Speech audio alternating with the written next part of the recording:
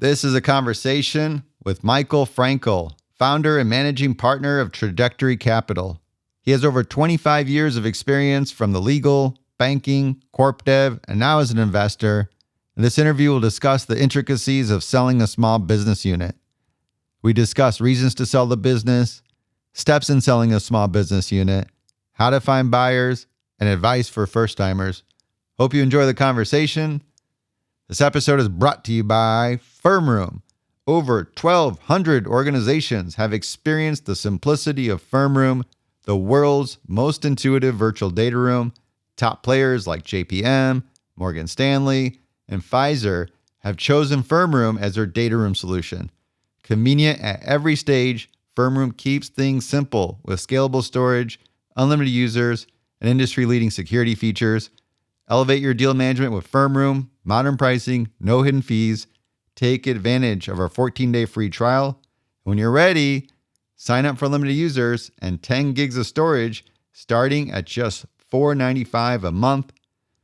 FirmRoom, a tool built by deal makers for deal makers. Check it out at firmroom.com.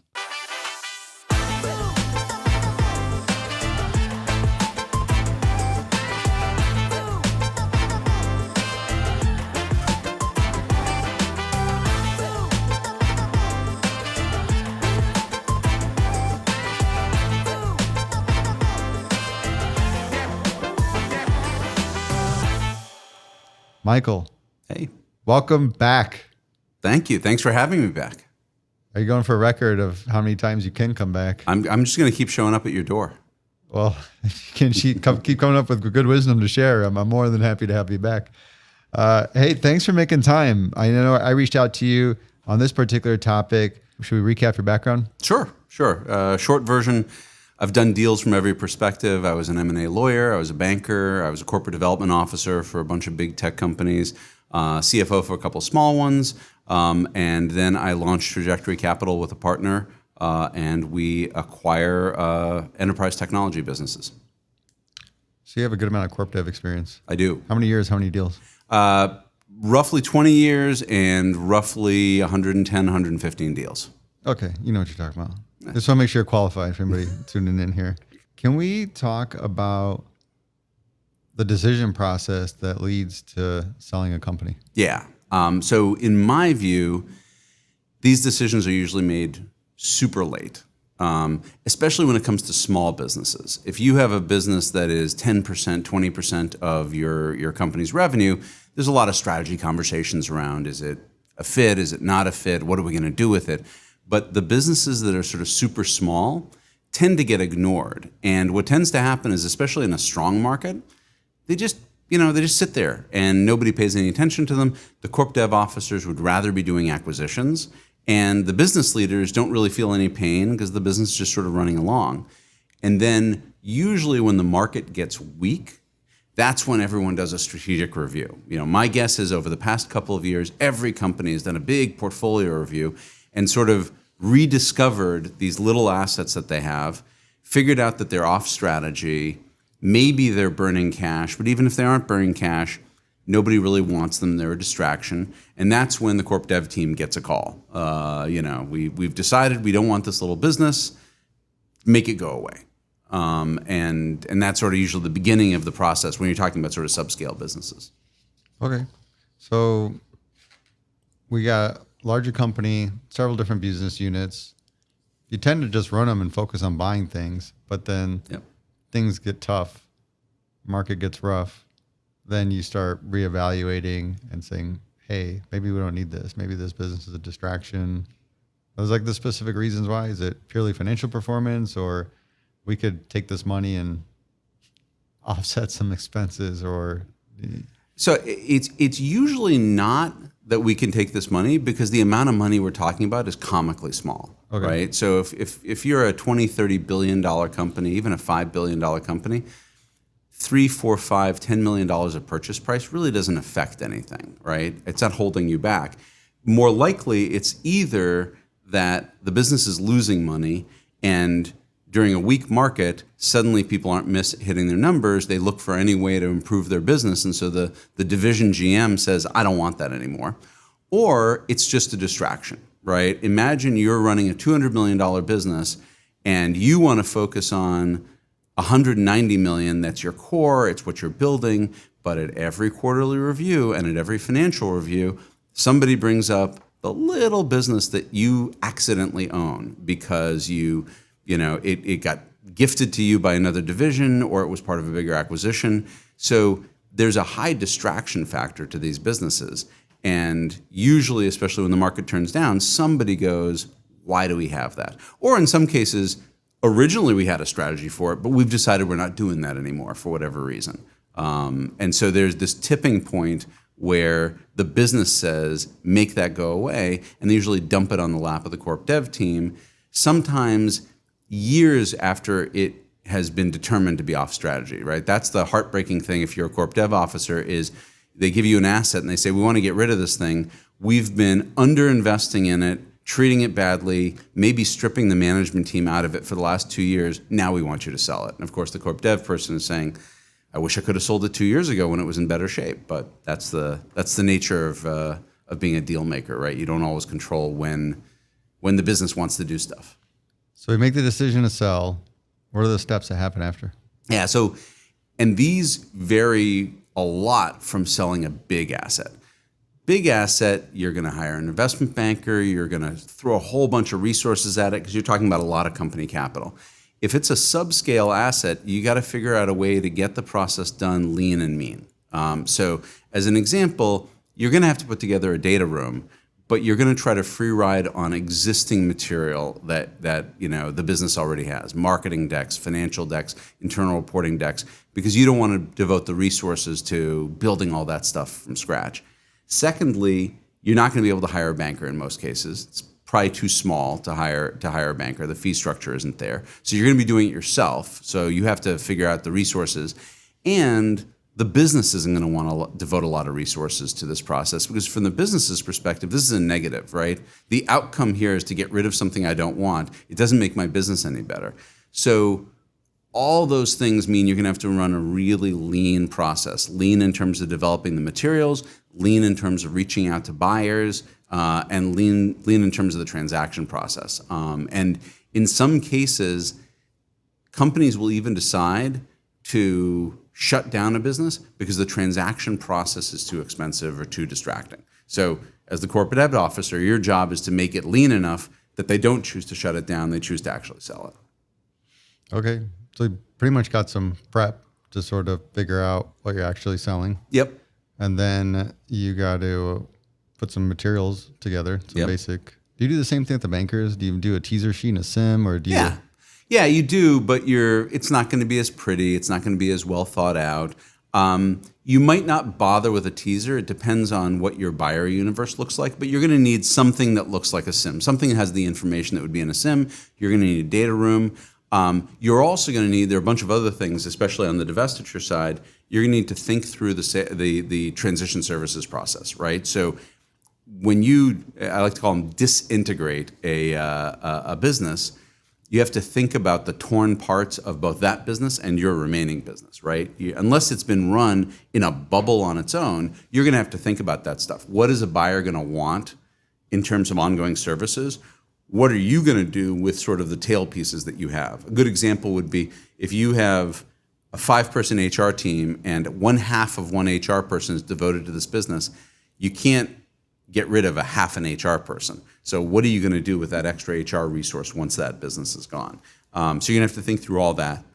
And lastly, you want to think through, who the buyer universe is going to be for this. Again, you're effectively, as a corp dev officer, you're effectively doing the banker's job, but you're trying to do it in a really lean way. Because you just can't devote the resources. The juice doesn't, the squeeze doesn't bring the juice for such a small business. So you're going to find ways of streamlining all these different parts of the deal process. The TSAs, you have to prepare those things ahead of time. You don't necessarily have to prepare them ahead of time, but you better know what you want and what you don't want. So you don't actually have to have a legal document. And in fact, you probably shouldn't bother until you're pretty close with a buyer. But you better have a very clear understanding of sort of predict what the buyer is going to want and what you're going to be willing to give them, and what do you want out of the deal? Because there are generally, the smaller a deal is, the more other variables than purchase price matter. How do you find buyers? So this is sort of a challenge, right? You don't have a banker. This is a very small business. So I start with either you go to the business itself, or if you acquired it, you go to the team that you acquired with the business, and you sort of ask them, who's a natural buyer? Where would this asset fit from a product perspective, from a customer perspective? You can free ride on banker relationships by going to the bankers and asking them those questions, but you are not going to be able to turn over every rock. So you're going to have to very quickly identify either strategics where it's a really natural fit, and I'll talk about a problem with that in a second, or financial buyers where it's a fit. The problem with financial buyers is you're automatically, given the size of the business and probably the speed of growth of the business, going to wipe out the majority of financial buyers. It's going to be too small for almost every private equity fund, and unless it's hyper successful within your large corporate, it's not going to be growthy enough for most venture funds. So you're going to have to go find an investor who focuses on this sector and wants something of this size and of this growth dynamic. The strategics, it may be more obvious that there's a fit, but you have a problem. And that is, you want to sell to strategics that aren't going to therefore damage your core business, right? So you're not going to want to sell to a direct competitor unless you are really sure that you don't want to be anywhere near this space and it doesn't help them compete with you in other ways. So the perfect buyer is either a financial buyer who loves small businesses like this that are growing like this, or a strategic who happens to not compete with you but have a need for this kind of offering. So it's a long-winded way of saying you do a brainstorming session, you leverage all your resources, you leverage bankers you leverage your own team, and you come up with a short list. It is not going to be complete. You're going to miss people, but for a deal of this size, it's not worth it to do much more work than that. Okay, so come up with a list best you can. You don't use bankers. What? You don't use bankers. Yeah, you don't use, if it's a big enough asset, you can use a banker, but the reality is if you're selling something and you think you're going to get $4 million of purchase price, $5 million of purchase price, it's a fairly small population of bankers that'll take that deal. Maybe in a down market, the fee structure works, but oftentimes you're going to do it on your own. Do you really want to pay the banker that big a chunk of what's already a small purchase price to run a tight process? So if you're not using bankers, then you reach out to the buyers yourself. You're straight with them. You say, we got an asset. Are you interested? Are you not interested? And you run a lean process. This is not a 5-month cycle through people, talk to other buyers kind of process. This is a, 1 week to reach out to every natural buyer, 1 week to sign NDAs, 2 weeks for them to review the data room, maybe 3 weeks, LOI, pick a buyer, 3 weeks for diligence, negotiate docs, close. Because honestly, the thing to remember is that corp dev team probably also has acquisition priorities that are way more important to the company. So, the people that you're using on this deal are the same people who are out trolling for $100, $200, $500 million acquisitions that are highly important to the company and strategic. The end result of this is removing distraction and getting a few $1 million in cash. It's just not enough of a priority. So you have to be lean in everything and realize your goal is not to maximize purchase price. Your goal is to get this done cleanly, easily, and address a whole bunch of other variables you care about more than purchase price. How do we pitch the deal? So I believe in just direct conversation. So if I were the corp dev officer, I would literally, me or people on my team would pick up the phone, call the funds that we think might be interested, call the corporates we think might be interested. We're a large corporation. We're corporate development officers. These are people you know, right? You're dialing people you know? No, even if they're not people I know. If I think there's a natural buyer, I'll reach out to the corp dev officer. If I'm a corp dev officer, they'll usually take my call, right? They're in the business of looking for targets. Okay, so your peers, you're reaching out to other corp dev folks. Exactly, and private equity funds are always in the business of looking for targets. So my experience is if you have a asset, they will always take the call. They'll always take a look. And then I think you just have to be disciplined about removing what I call looky-loos from the process. So that's why I like a nice tight process, because everyone is interested in learning. Strategics want to see what their competitors are doing. Private equity guys want to see what the assets look like. So I understand that I'm going to have to share information with them, but I don't want to burn lots of my time having them do lots of diligence calls. So you get a tight piece of information, you get maybe one conversation with the person who manages this business, and then give me an LOI, don't give me an LOI. Seems pretty fair. So we start pitching. Yep. We get conversations. Yep. You're looking for the looky-loos. Can you tell them? Can you sense them when they're like that? Oh, yeah. Yeah, absolutely. Couple of ways. One, they don't have a sense of urgency, right? People who want to buy an asset want to, when I'm a corporate development officer or private equity investor, when I see an asset I want to get it done. I want to get the deal done. I want to get to exclusivity as fast as possible. If I'm a looky-loo, I want to avoid that because I'm probably not going to sign an LOI, or even if I sign an LOI, I'm certainly not going to light up my lawyers. So number one, no sense of urgency. Number two, no outside spend. Because if I'm just trying to get market intelligence, I'm not going to spend 50 grand or 100 grand on my lawyers. So one of the things I always look for is when the meter starts running on the buyer's lawyers. That tells me that they're serious about it. And then the other thing is you can tell from the questions they ask, right? Are they asking questions designed for them to just learn about the business? Or are they asking questions designed to figure out how they would integrate or own that business? So you tend to sort of see it split pretty early on where, the person who's really serious is thinking about a lot of the mechanical details of how the business works and how it'll fit into my business, or what I can do with it, what the synergies are. The looky-loo is just trying to learn market. They're much more focused on what are customer behavior, market dynamics, stuff like that. So I can usually figure it out. But the reality is I'm not going to throw somebody out of the process. I'm just going to accelerate the process so that they hit the brick wall of I don't want to go any further as fast as possible. That's helpful. I'm going to be looking out for these looky-loos now. We're all looky-loos, I am. I'm guilty of doing that. Yeah. Everybody's, and fair enough. It's just the smaller the deal, the less time I have for that. Let's talk about the other variables to consider. Yeah. I got a whole list from our previous conversation. Yeah. We have customers, Yep. employees, Yep. TSAs you mentioned, Yep. PR messaging around the deal, Yep. contract terms, Yep. especially ongoing liability after closing, and then the people, ring fencing, who Yeah. stays, who goes. Yep.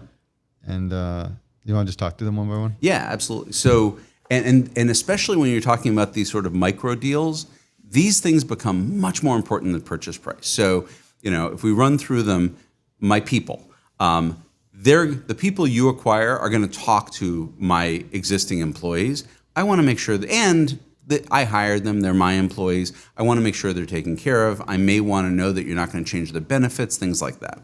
Or that you're not going to fire them. So I may be looking for commitments about maintaining the employees. Customers, even more so. This is a fundamental truth. The customer doesn't care that you've divested the business. You're the one that sold them the product, and they're going to be mad at you if the product doesn't work, or if the product or the service isn't good. And so, especially if the customers for this little divested unit are also much bigger customers in your existing parent company, the last thing you want, if I make up numbers, is to risk a $20 million a year customer because they are unhappy with the performance of a $50,000 a year product that you no longer own. So I'll often look to get commitments from the buyer that you're going to maintain certain levels of customer-facing resources, that you're not going to change pricing dramatically, at least for the first year. All those things that ensure that by the time you do anything to make my customer angry, they no longer think of you as part of me. That's my goal. All right, I want to disconnect in a way where I don't damage my existing customer relationships, which could be worth orders of magnitude more than this little tiny business.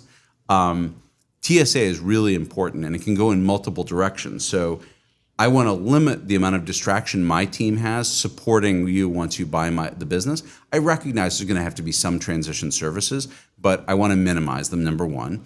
Number two, I may want some of them to maintain the costs associated with resources that I have. The 4.5 HR executives is a good example, right? I don't want to suddenly lose a portion of the revenue that was paying for those resources if they are not instantaneously downsizable, which oftentimes they are. Number three, you have the legal agreements. And as any corp dev officer, private equity partner knows, your lawyers are very uncomfortable with legal liability. In a deal this small, they're even more uncomfortable with it. And so you want a buyer who is willing to minimize the amount of legal liability they're keeping with you, right? You're a large corporation. You don't need that overhang of a potential lawsuit. So, having somebody who understands that and is going to sort of wrangle their own lawyers to, be very seller friendly is really important. There's also the ongoing commercial relationships, right? Yeah, in some cases, when you divest a business, I never want to see it again. It's got nothing to do with our company. Just be gone. But oftentimes it's more complicated, right? You use the technology or the data somewhere else. You want an ongoing license to it. You don't mind divesting it, but you don't want them to play with your competitors. So you want some kinds of non-competes in place. You want to continue to sell the thing. You just want it off your books, but you don't mind getting some, revenue share from continuing to sell it. Or if it has a sales team, you want them to continue to sell your products. So there's a whole bunch of ways that you may want an ongoing commercial relationship that may be more important than purchase price. And then lastly, and this is sort of a subtle point, but in any of these ongoing commercial relationships, the TSA, tech licensing, all that stuff, how do I say this in a way that my accountant friends won't get mad at me? It's good to recognize that purchase price gets added to the central balance sheet of the company, but revenue from a TSA or revenue from any kind of ongoing commercial relationships gets added to the P&L of the business unit. And as a general matter, in my experience, division heads are much more concerned with extra revenue and extra EBITDA than they are with returning balance sheet capital to the mothership. And frankly, the mothership may feel the same way as well. And then the last one that you threw in there, which I also think is important, is PR and messaging. It's a very small business, but no company wants to signal failure. They may care more or less depending on what kind of a business it is. If it's a business in a new cool area of tech, they don't want to sort of show that, we couldn't figure out AI, we had to sell this business. So when you're looking to sell, you want to understand whether the buyer is going to sort of play ball with you in terms of the way you want to message. And I've even seen extreme examples where the buyer didn't buy the whole business. They bought 90% of the business. They bought control. And that allowed the seller to instead of announcing we've divested this business, they could spin it as, we've brought in a partner to help us further optimize this business for our customers.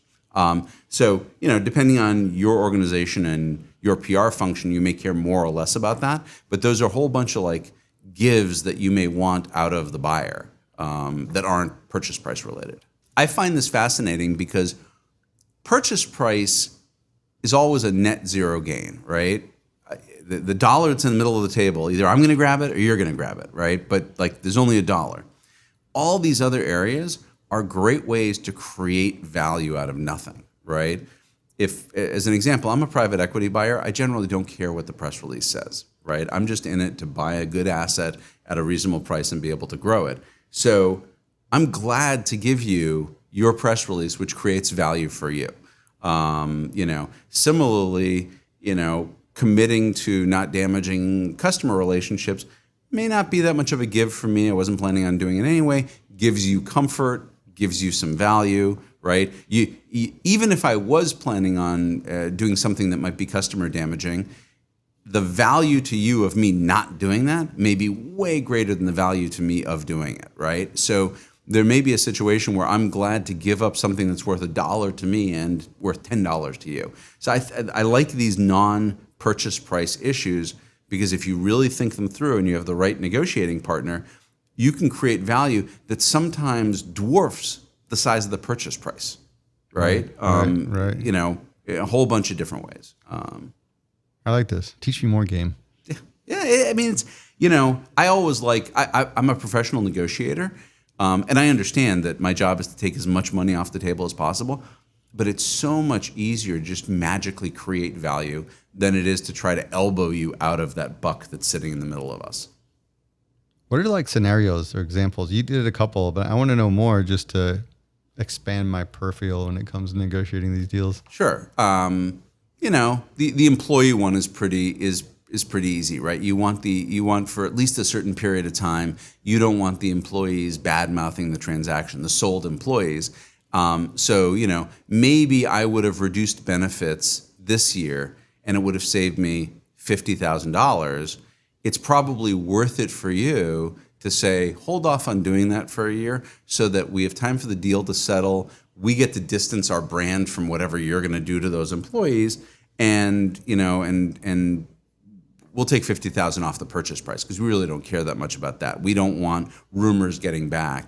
You know, we don't want anything to happen to those employees until they are clearly your employees and they're separated from us.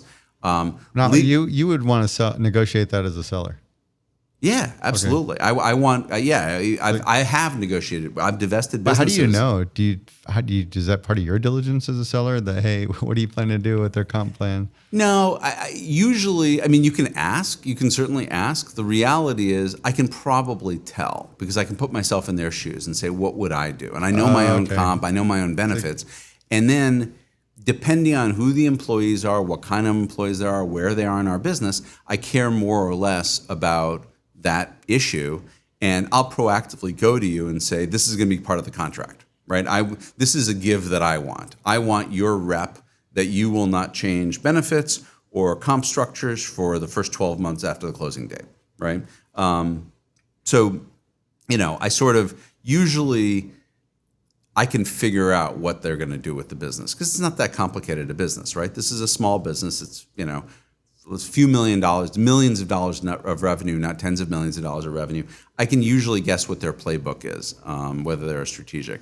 Legal is another great example where I think you have huge value creation because the reality is statistically, other than in cases of fraud, almost nobody sues anyone over M&A. The number of litigations over M&A transactions as a percentage of deals is insanely low. So asking, but every lawyer autopilots to heavy reps and warranties, right? Because they sort of feel like morally, well, I should be able to sue you if anything is not accurate. So getting to the buyer and saying, look, just wrangle your lawyers because we don't want, unless if we committed fraud, sure, you can come up with us, but come after us. But for small things, for things that are just, you know, we got it wrong, the data was a little bit off, you're just not going to sue us over it. So let's not pretend you are, and let's give our GC comfort by just taking that out of the agreement. Yeah, it sounds very familiar to selling M&A software to large corporations like you worked for. Yeah, absolutely. Yeah, you know, large corporations, lawyers are trained quite appropriately to worry about catastrophic events because they're deep pockets. So the potential for a lawsuit costs, in the GC's mind, costs a lot more than the value that the buyer is actually seeing from those reps and warranties. It's different if you're selling a $1 billion business. If you're selling a $5 million business, coming to the buyer and saying, let's just take those out, or let's just take, I mean, step one is let's take those out. Step two is let's take those out and let's just reduce the purchase price by 20%. All right, fine. We'll do that. Yeah. I'll agree to take more risk and we'll cut the price down. Yeah, exactly. Anything else, like odd things you negotiate? Yeah, I think there's a whole maze of ongoing commercial relationships. So we talked about the TSA, but there are usually ways to create more value for both parties. So a good example is I'll let my sales force keep selling the thing for you. You'll give me a reasonable rev share, but you have to agree to a non-compete against these 5 competitors, right? So I'll keep selling the product. You get access to my massive sales force, but you're not going to go play with, at least for the next 2 years or 3 years, competitors 1, 2, 3, and 4, right? That benefits me because it puts them at a disadvantage. So I'm retaining some go-to-market from your side. Exactly. You're retaining some go-to-market, maybe even a revenue commitment, right? Depending on how bad I want it, how bad I want the non-compete. So maybe I even give you a minimum revenue commitment. Technology licenses are another one, right? Whenever you have a technology business, there is some chance that that technology or that data has been isolated in a hidey hole to just this business, but it's much more likely that it's bled into some other parts of my business. So I probably need ongoing access to it. Or the flip side is your business doesn't own all the technology. The business I'm selling doesn't actually own all the technology necessary. You're going to need to license some of my stuff. Those are all opportunities to create value, right? You get, the seller gets a bunch of revenue running through them. They get to show that they get to show a new product to customers, all that kind of stuff. The buyer gets doesn't have to build all of it from scratch. So there are a bunch of these sort of win-win scenarios in these ongoing relationships. The easy way to think about it is if this business has any tendrils into the rest of your company, where you tried to create synergies, whether they worked or not, that suggests a whole set of synergies that you may continue to want to have with the buyer, right? If you truly isolated this thing in a lockbox and you never integrated it with any other part of your business, maybe that's not true. In my experience, that's a relatively rare fact pattern. What's the biggest valuation gap you've had? When I'm selling one of these things? Yeah, or even on the buying side. Usually one that you actually filled the gap. I would say the biggest valuation gap that we were able to fill. So start with insane valuation gaps, right? Any corp dev officer always has this, right? Where you show up and go, I think this is worth $1, and you say, oh, it's worth $1,000. Okay, we should just, it's like that TV show Pawn Stars, right? Yeah. Okay, we should just stop talking right now. If you set those aside, I'd say probably the biggest valuation and gap I've seen on a divestiture was probably about a $5 million gap, which sounds small, but it was on a business where we wanted to get $10 million for it and they wanted to pay us $5 million. So it was $5 million, but it was 50%. Yeah, so half. Right. Okay, I got it. That's why I was trying to get the spread. Yeah. About half. That's a pretty big. Yeah. It's a big gap. Yeah. And you were able to come. We were able to fill it. Yeah. How'd you do it? We basically pulled all of this stuff. So, first thing to go was all the reps and warranties in the agreement, right? We were like, we're not going to spend any time with our lawyers on this. You're just going to, here's the agreement. Here's the seller-friendly agreement. You're going to take it, right? The only thing we want you to do is fill in your address. Second, we beefed up the TSA. So we actually wanted a big TSA because we had a bunch of stranded costs in our organization. Like this business had been using a portion of a finance person, a portion of an HR person, and we couldn't immediately right size all those organizations because this was too small a sliver, right? Like you can't fire 1/10 of an HR person. So we actually wanted a very robust TSA that was going to last for 3 years so that we would have time to grow into needing that person to do other stuff. And frankly, we had them pay us rack rate for it, so it became a profit center. So we increased the amount they paid to be what it would have cost them to hire these kind of resources on the open market, right? So full cost. And that was nice because that ran through our P&L. And then we got some technology licenses. We got a non-compete, which was important to us because we didn't want any of our competitors. We thought it was a bad strategy. That's why we wanted to get rid of the asset. But we still didn't want any of our competitors to get any benefit out of working with these guys. And so all that stuff together was able to get us comfortable with a lower price because the reality was our fallback was shut it down. So, our fallback was, if you think about it, shut it down is not just zero. Shut it down is a negative number because you have to pay money to shut it down. You have to pay a bunch of severance. So shut it down is a negative number. 5 million was a materially positive number. So we were happy with that. To get to valuation, help me get a sense of what do you need to come to a valuation? Because right here, there's this piece we just talked about. We could be way far off and say, forget about it. This is not going to happen. Yeah. I ideally want to get to that point as quick and inexpensive as possible. 100%. So what exactly do you need to be able to do that? So the way I like to operate is, first, I have my own valuation expectations. So I'm in the business of buying assets, right? I'm valuing, I'm doing rough valuation on 100 deals a year, right? So I go through that same process as if I was buying this asset, and I say, what's the reasonable valuation? Then I say, what would I really take for it? I'm not going to share this with the buyer, but it's a much lower number, right? Because I'm looking down the barrel of a shutdown that's going to cost me a couple of $1 million. So I have those two numbers in my mind.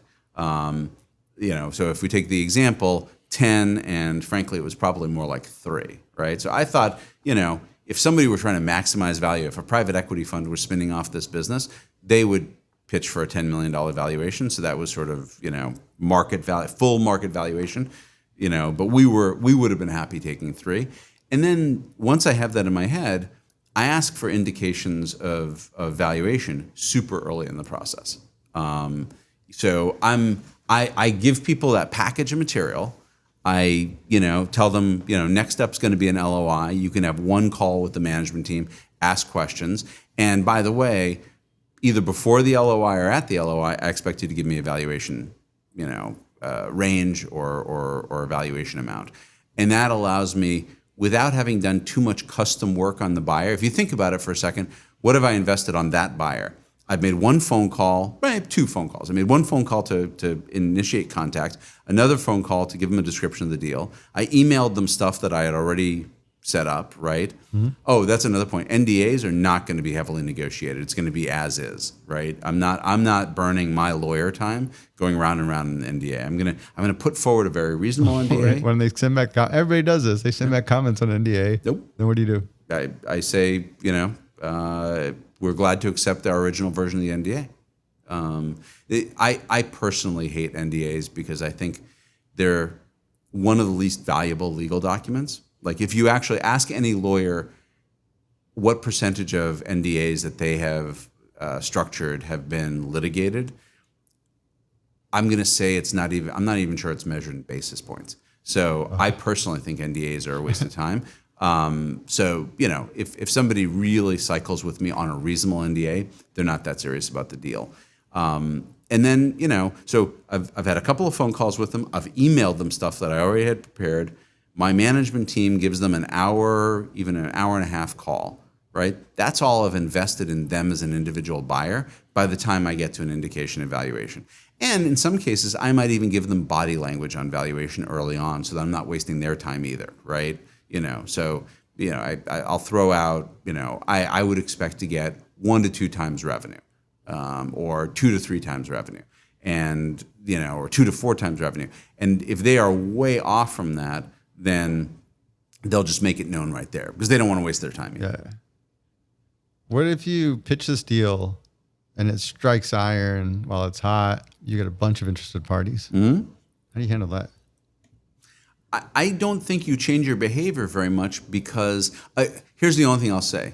If I totally misread the value of the business and it's much higher, then it may justify investing more of my resources in running a more robust process. But you don't put that out there when you're pitching the deal, what you're asking for? No. But I'm saying if I put out the material thinking that, as an example, let me just make up numbers, thinking I'm probably getting $5 million for this business, and a bunch of people come back and start to give me body language around valuation at 40 million, 50 million, then I'm going to pivot and I'm going to run a much more rigorous process because I want to extract that value, right? Getting 10% more on a $5 million deal is not worth it. Getting 10% more on a $50 million deal is worth it. I have never seen that happen. So in my experience, when you're divesting a subscale business, the bid-ask spread is no one wants this thing or a few people are somewhat interested. Because the reality is, if it's a rock star business, it's not getting divested. It's very rare that you see a 400% growth business get divested. So these businesses are usually, if you're generous, a diamond in the rough. If you're not generous, a falling knife, right? So it's very rare that you get way more interest than you thought. Actually, the reverse problem is usually the case, that we go out thinking, yeah, there's probably 10 people out there that are going to be pretty seriously interested. And the first 8 we talk to go, nah, don't want to look at it. That's the more common problem is, wow, do we just have a busted deal here? Yeah. Is there a dumpster for those deals? Yeah. Oh, yeah, well, the dumpster is shut down. Shut it down. Yeah. Wind down. Which is horrible for a whole bunch of reasons. Yeah. Not good for morale. What's the hardest part of selling a small business unit? I'll give you a couple. One, for a corporate development officer, is not running a rigorous process, right? We have all been wired with best practice. We've all spent hours watching M&A Science and learning the right way to do this. And so there is something in our wiring that makes it very uncomfortable to not pursue best practice.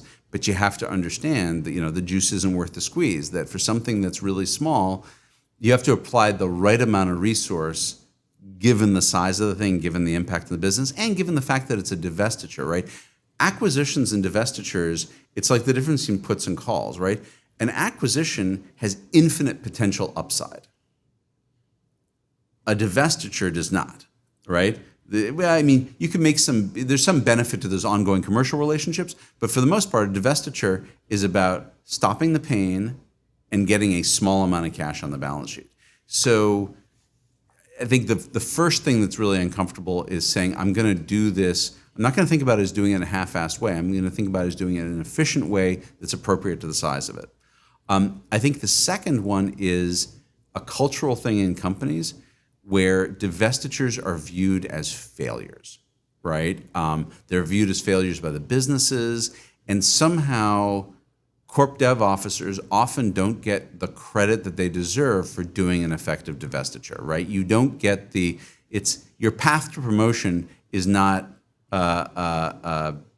covered in effective divestitures. Nobody goes, that's the person we're going to promote to vice president or to SVP. So I think those are the two things that are tough, particularly tough about divestitures.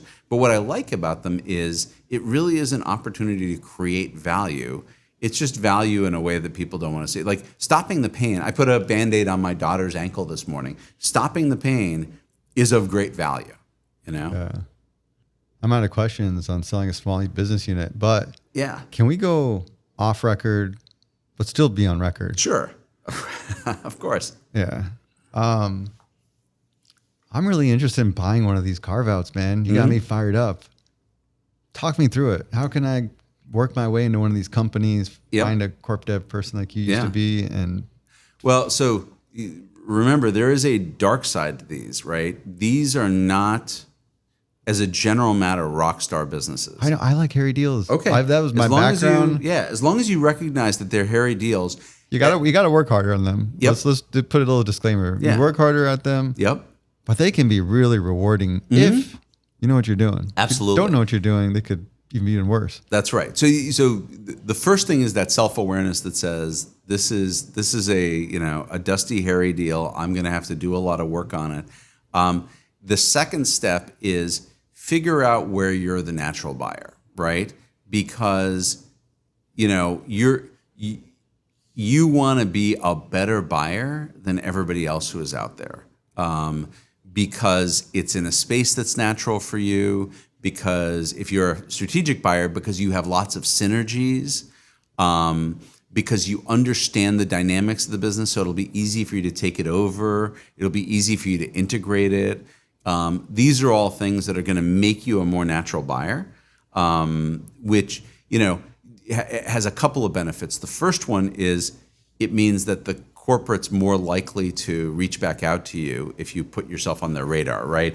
They're talking to, if I'm a corp dev officer in a software company and a guy who only runs professional services companies calls me and says, I'd like to, while they may say they're interested in my assets, I don't see how they're going to be successful. So I think that's going to be either a looky-loo or somebody who bails at the last minute. So number one, be the natural buyer for the asset.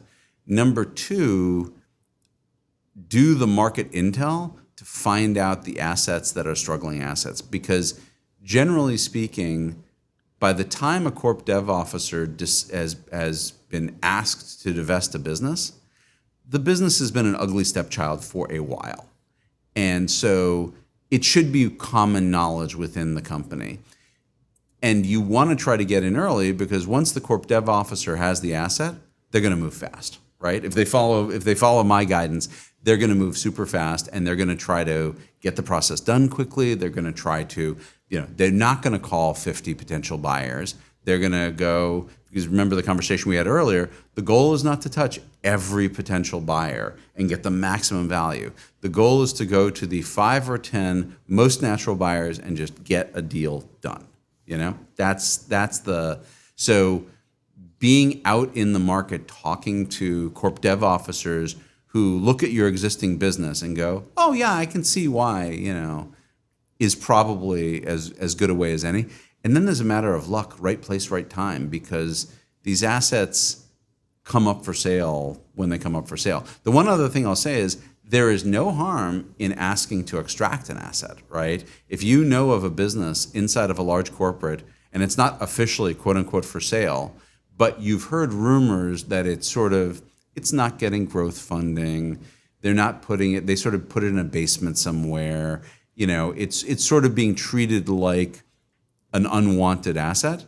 There's no harm in reaching out to the corp dev officer and saying, hey, I know you have this business. I think it would be a great fit. I don't know if you guys have considered selling it, and sort of trying to stimulate that conversation. Okay, so the sourcing part, there's a lot of what you described of bottoms up, like really doing some market research, identifying these businesses, which you can absolutely do. Yep. Like a third-party database and good old Google, LinkedIn. Other I was curious about is top-down. Yeah. Where if I know there's a large player in the space and they have tons of business lines, which it's hard to sometimes get familiar with all their business lines. Yep. Could I reach out to the corp dev and saying, hey, I'm just curious if you got some little thing you want? No, that's probably not the best way. You can. And if you have a close enough relationship, maybe they'll tell you. It's kind of like the friend of the business where. Yeah.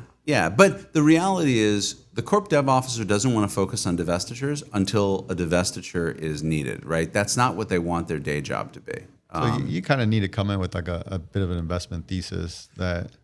I think that's right. And I think the most important thing, and frankly, this is what we do. It's a core part of our strategy is you have to communicate to the seller and to the corp dev officer, I understand your business. I understand your constraints.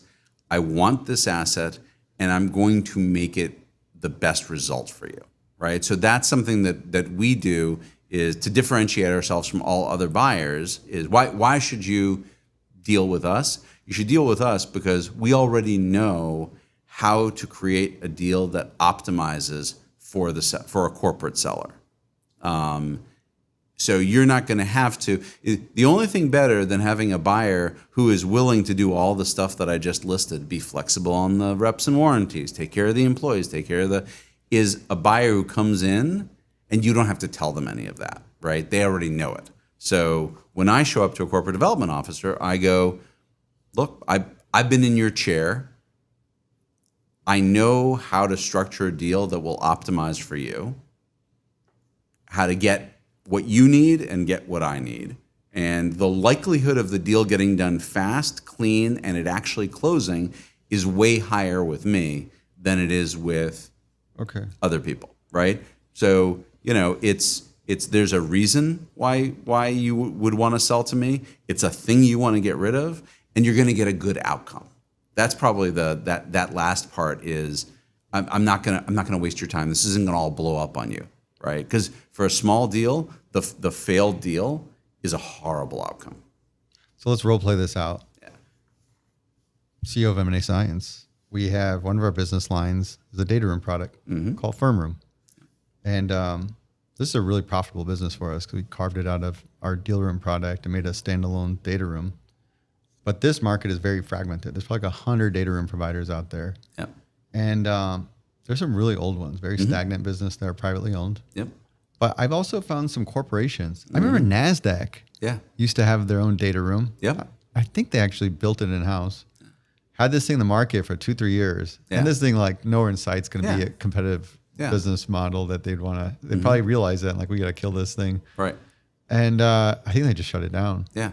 But that would have been a good one. But that's and there, what I would have done is I would have gone to them proactively and said, I think that I am a better home for your data room product, and here's the benefit to you of doing that deal. And purchase price should not even, it either shouldn't be on the list or it should be a relatively minor point. Because in the grand scheme of things, does NASDAQ care about a few $1 million for a purchase price? No.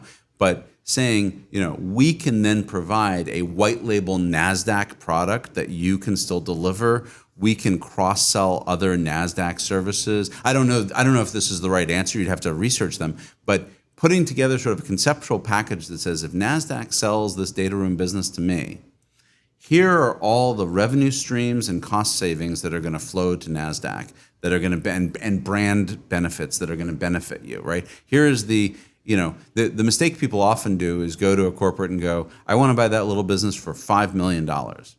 And frankly, the corporate's reaction, it's the same reaction as if I said to you, I want to buy that pen from you for 3 cents, right? I don't care one way or the other. I'm not even going to bother having a negotiation with you over 3 cents. It's too silly to me. So what's my pitch? Right. So I think your pitch is, again, not knowing NASDAQ that well, you've sold a bunch of customers on this. You don't want to run this business. It's not a core to your business.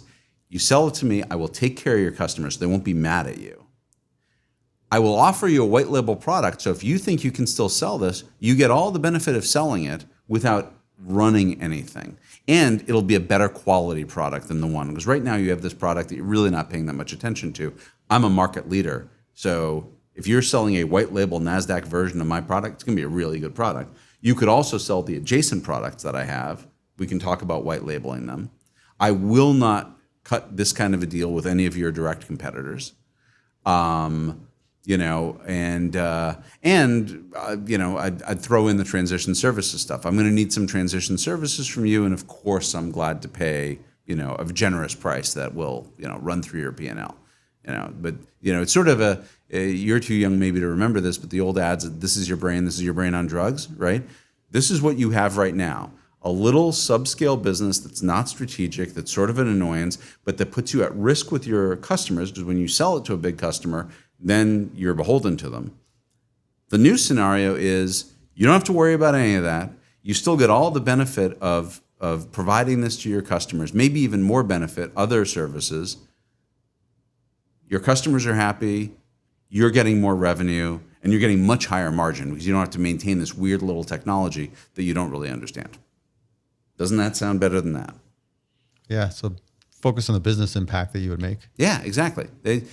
Remember that for them, P&L is more important than, if you think about the order of importance, the lowest importance is balance sheet for something this small. P&L is more important, and in some cases, customer relationships, brand, and market presence are even more important than P&L impact. So try to focus on those top two things, not only because they care more about them, but because you care more about the bottom thing.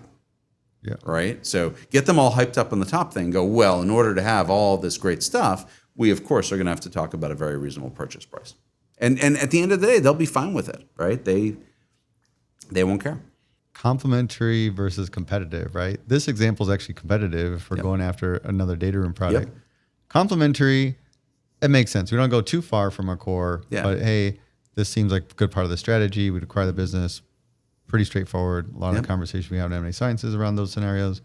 But if it's a competitive, where most of them realistically are tech stacks probably 10, 20 years older, outdated, clunky, much better product. Yeah. We would eventually. But that's fine. You're buying revenue, buying customers, buying brand, buying employees. There are lots of things that you can be buying in that deal, even if you're going to retire the tech. You do.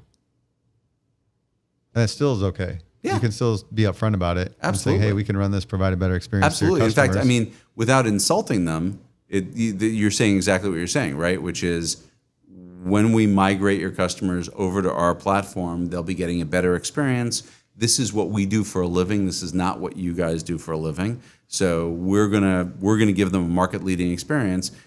either for the customers that you already sold the product to, so they'll be happy, or for customers you're going to continue to sell this to if you want to do a white label deal with us. So yeah, I mean, people are smart. They understand if they don't have market-leading tech. The person who built the tech may not want to hear that, but the person you're talking to, the corporate development officer, the division leader, doesn't have an emotional entanglement with their tech stack, right? They just want the best thing for the business. I'm fired up. I want to go talk to some of our strategics in the industry. Yeah, there are good assets out there. People focus on acquisitions, but not all acquisitions turn out well. Some acquisitions are big and come with multiple parts, and maybe you like 9 out of the 10 parts, but not the 10th part. But inevitably, there are a large number of assets that, haven't found their right home, right? When it comes to negotiating terms with these large corporations, Yeah. can I do an earnout, owner financing? Oh, yeah. Equity? Yeah, you have to be careful because some of them will be willing to own a minority stake in a third-party business. Some of them just philosophically will not want that complexity. But you can absolutely talk to them about earnouts. Some are comfortable with it, some are not. But again, remember, they don't have a balance sheet problem, right? Their treasury accounts probably have $1 billion in cash. They don't need your $4 million, right? It just gets put on the pile. So yeah, you can definitely do that. Or, the other way to do it is to sort of pay very generously for things over time, right? So yep. I'm gonna effectively my TSA expenses. I'm not going to negotiate with you, so they're going to end up being $3 million higher than they would have otherwise been. But it's $1 million a year for 3 years. But then I'm going to push hard on the purchase price. Effectively, what you've done is a little bit of seller financing. How does that impact taxes? Everybody rolls their eyes if I bring anything about taxes. No. So I mean, if you think about it, as long as all the accounts are valid, and I'll leave that up to a CPA, it lowers your purchase price. So it does lower your basis, but it also increases your losses, right? Or reduces your profitability, right? So it's running more money through both parties' P&Ls and less through their balance sheets. For the large corporate, I don't think it matters. It's so comically small, they're not thinking about the tax implication. Exactly. This has been good. Yeah, good. What's the craziest thing you've seen in M&A?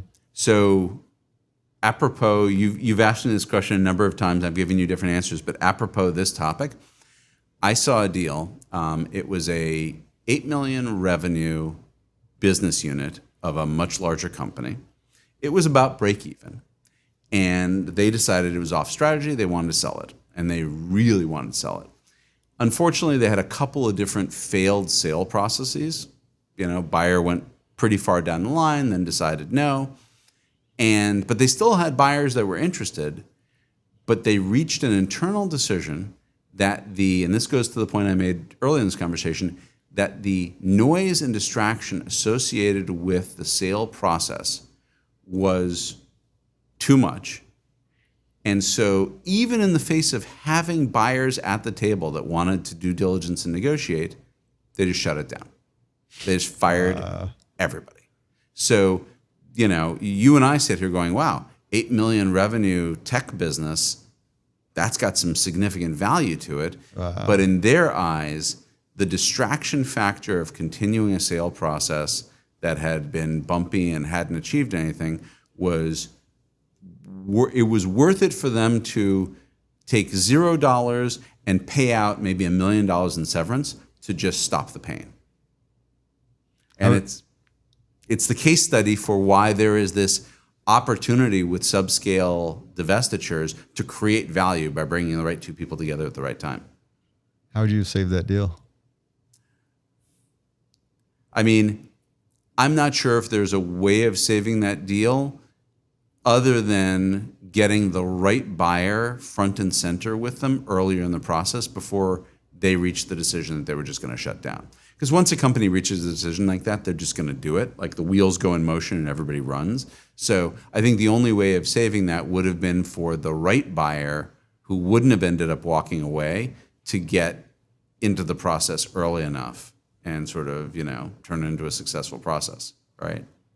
I would have gotten the jet. I would have been spending some T&E on the corporate card and said, hey, let's discuss this over a few drinks. Yeah, yeah. But that's part of the problem with this is that the bigger deals, it's easier to get people to... Too many people you got to go chase around. Yeah, but on a small deal, the problem is nobody wants to spend any time on it. Yeah. That corp dev team, this was probably their 5th priority behind 4 really important acquisitions. And so at some point they said, you know what? This has been going round and round and round. We're not getting anywhere. They got fed up. They got fed up. Exactly. Yeah. That is crazy. And it was too small. I go back to the pen analogy, right? If that pen stops writing, you might lick it, try it again. You might tap it on the desk. But at some point, relatively soon, you're just going to throw that pen in the garbage and move on. Because it's only, in the grand scheme of Kison Patel, it's just a crappy little pen. Wow. I'm going to start looking for more pins in the dumpster. Yeah. Michael, thank you so much for the time today. I enjoyed this conversation. You helped me become a better M&A scientist. Those of you still with us, thank you for tuning through. We got a little extra bonus conversation towards the end. Till next time, here's to the deal.